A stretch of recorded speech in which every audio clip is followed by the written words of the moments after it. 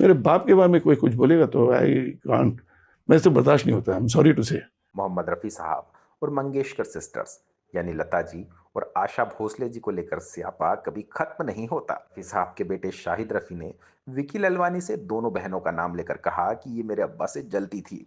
People वो jealous, reason है, competition होती है नहीं तो कंपटीशन यही तो होता था कि रफी साहब is better than them. Hindi film industry के इन तीनों महान गायकों की तिकड़ी में से केवल आशा जी ही बची हैं। वो अपने इंटरव्यू में कई बार ये कहती हैं कि मैं हमेशा अपने गानों को या गाने में से अपने हिस्से को इम्प्रोवाइज करती थी या इम्प्रोवाइज करने की कोशिश करती थी, मगर रफ़ी साहब इन सब से दूर रहते थे। उन्हें संगीतकार जो भी बताते बस रफ़ी साहब उतना ही गाते, अपनी तरफ से उसमें कोई सुधार या बेहतर करने की कोशिश नहीं करते। रफ़ी साहब का ये था कि वो कुछ अपनी तरफ से कुछ नया नहीं करते थे। शाहिद रफ़ी का दावा है कि आशा जी सरासर झूठ बोल रही हैं, क्योंकि मेरे अब्बा हर गाना बहुत शिद्दत से गाते थे।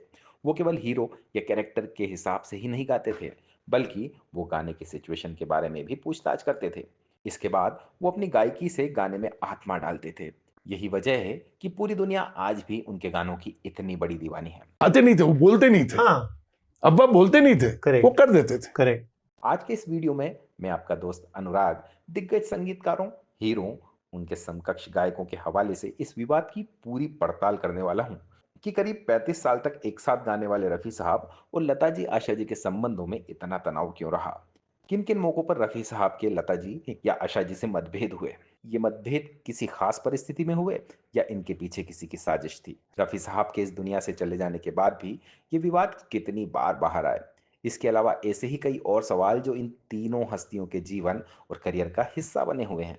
दोस्तों, आज का वीडियो बहुत इंटरेस्टिंग होने वाला है, तो आपसे रिक्वेस्ट है कि इसे पूरा देखें। और अगर आपको वीडियो पसंद आए तो चैनल को सब्सक्राइब और वीडियो को लाइक भी जरूर कर लें। हाय रे हाय, ये मेरे हाथ में तेरा हाथ, नए जज्बात।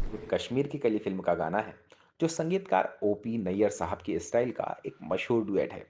आशा जी ने बताया कि रफ़ी साहब ने यह गाना फ्लैट गा दिया था, कुछ इम्प्रोवाइज नहीं किया था, जबकि शम्मी कपूर साहब उनसे कई बार इस बारे में कह चुके थे, पर रफ़ी साहब वैसा नहीं कर पाए। अगर उन्होंने यानी आशा जी ने शम्मी जी के कहे मुताबिक गाना गाया। दिन भर सुन रही थी कि ये उनको सिखा रहे हैं, तो मैंने वो सीख लिया।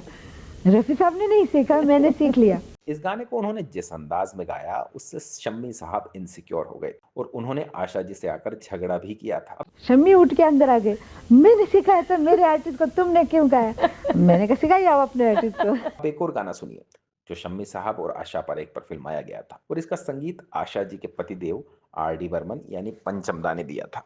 आजा आजा, मैं हूँ प्यार तेरा। आशा जी का दावा है कि इस गाने को भी रफ़ी साहब ने बिना इम्प्रोवाइज किए ही गा दिया था, जबकि उन्होंने इसे गले के बजाय पेट से गाया, जिससे ये गाना इतना शानदार बन गया। और रफ़ी साहब थे सामने, तो वो तो यहाँ से आ कर रहे थे, मेरे को तो पेट से करना था ना, तो आजा आजा।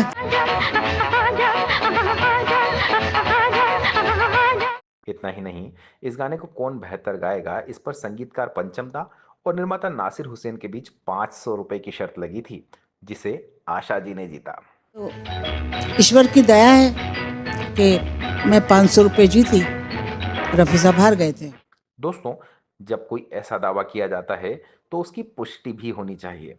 आशा जी ने यह दावा रफ़ी साहब के इंतकाल के बाद किया था, पर ना तो कभी पंचमदा ने इसे सही बताया, ना नासिर हुसैन साहब ने। इसके अलावा ये गाना सुनकर रफ़ी साहब का परफॉर्मेंस कहीं से भी आशा जी से कमजोर नहीं लगता। अब फिल्म काला पानी के इस मशहूर डुएट गाने की कहानी सुनिए। अच्छा जी मैं हारी चलो जिसका संगीत एस.डी. बर्मन दादा ने दिया था। आशा जी का यह भी दावा है कि वो अक्सर अपने गानों में हरकतें लेती थी, इम्प्रोवाइज किया करती थी। इस गाने में भी उन्होंने ऐसी ही हरकत ली, जिससे चिढ़कर रफ़ी साहब कहने लगे कि तुम्हें ऐसा नहीं करना चाहिए। रफ़ी साहब मुझसे बहुत नाराज होते थे, क्योंकि मैं ऐसे कुछ कर देती थी ना, तो बोलते थे अपना ऐसा नहीं चलेगा। आपने जो ये तीनों गानों पर आशा जी की प्रतिक्रिया देखी, उसमें काला पानी के संगीतकार एस.डी. बर्मन, कश्मीर की कली के संगीतकार ओपी नैयर और तीसरी मंजिल के संगीतकार थे आर.डी. बर्मन। ये तीनों बहुत कामयाब और परफेक्शन की हद तक जाने वाले संगीतकार थे। रफ़ी साहब इन तीनों के फेवरेट थे। हालांकि बाद में आर.डी. ने रफ़ी साहब को छोड़कर किशोरदा को अपना फेवरेट बना लिया था। इन तीनों में से कोई भी अपने गाने में सिंगर्स की तरफ से हल्की सी भी कमी बर्दाश्त नहीं कर सकता था। इसलिए क्या यह मानना ठीक रहेगा कि रफ़ी साहब ने इन गानों में कोई कमी छोड़ दी और इन संगीतकारों ने भी उस कमी की ओर ध्यान नहीं दिया? मुझे लगता है कि ऐसा नहीं हो सकता। आजा आजा मैं हूँ प्यार तेरा। एक अहम फैक्ट ये भी जानना जरूरी है कि अपने पूरे करियर में आशा जी ने सबसे ज्यादा डुएट रफ़ी साहब के साथ ही गाए होंगे, ऐसा उनका खुद का भी मानना है। पर जब ऑडियो इंटरव्यू में उनसे उनके मनपसंद पुरुष गायक का नाम पूछा गया तो उन्होंने 3 नाम बताए। जी, वो कौन से सिंगर्स हैं जिनके साथ गाने में आपको बहुत मजा आता था? मुझे किशोरदा के साथ गाने में बहुत मजा आता था।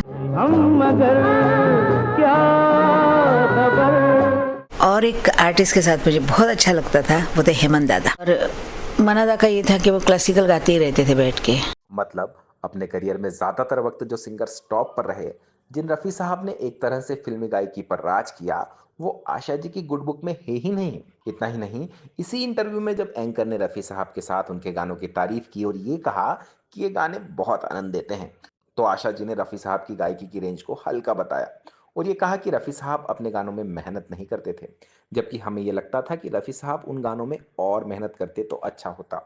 इसी वजह से शाहिद रफ़ी इन दोनों मंगेशकर बहनों से चिढ़े हुए हैं। रफ़ी साहब की गायकी कैसी थी, इस पर मैं आपको फिल्म इंडस्ट्री के कुछ दिग्गजों की राय बताना चाहता हूँ। I love Mohammed Rafi. रफ़ी साहब बहुत ही सज्जन पुरुष, इतना सज्जन पुरुष मैंने इंडस्ट्री में किसी को देखा ही नहीं।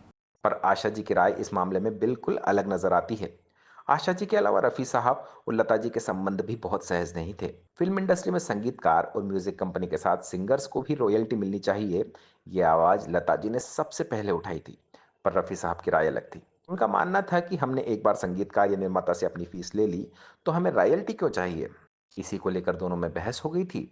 फिर दोनों ने करीब 3 साल तक साथ में गाने नहीं गाए। रफ़ी साहब की मौत के बाद लता जी ने दावा किया था कि रफ़ी साहब ने उनसे खत लिखकर माफ़ी मांगी थी, जिसके बाद उन्होंने उनके साथ गाना शुरू कर दिया। मगर शाहिद रफ़ी ने उसी वक्त ये चैलेंज दिया था कि लता जी वो चिट्ठी दिखाएं या माफ़ी मांगे। दरअसल रफ़ी साहब ज़्यादा पढ़े लिखे नहीं थे, वो केवल थोड़ी बहुत उर्दू पढ़ सकते थे, पर उन्हें लिखना नहीं आता था। इसलिए सवाल उठा कि जिसे लिखना ही नहीं आता हो वो खत कैसे लिखेगा। शाहिद रफ़ी ने लता जी पर केस करने का भी ऐलान किया था, पर ऐसी नौबत नहीं आई। कि अगर रफ़ी साहब ने अगर अपना उन्होंने अपॉलजी लेटर लिखा है, प्रूव इट, खत्म। इसी तरह एक बार लता जी के हवाले से उनका नाम Guinness book of world record के लिए भेजा गया था और सबसे ज़्यादा गाने गाने का दावा किया गया था। मगर रफ़ी साहब के परिवार ने इस दावे को गलत बताया, जिसके बाद लता जी का नाम गिनीज बुक से हटा दिया गया। रफ़ी साहब, लता जी और आशा जी फिल्म इंडस्ट्री की महान हस्तियां हैं, जिनके लिए हर भारतीय के मन में बहुत सम्मान है। ऐसे में इन्हें लेकर गैर ज़रूरी दावे करना और सार्वजनिक रूप से किसी को नीचा दिखाने की कोशिश करना बंद कर देना चाहिए, क्योंकि तीनों महान हैं, तीनों ही सम्माननीय हैं। इस वीडियो में इतना ही दोस्तों। आपका इस विवाद पर क्या मानना है, फटाफट कमेंट करके बताइए। ये वीडियो पूरा देखने के लिए आपका बहुत बहुत धन्यवाद दोस्तों।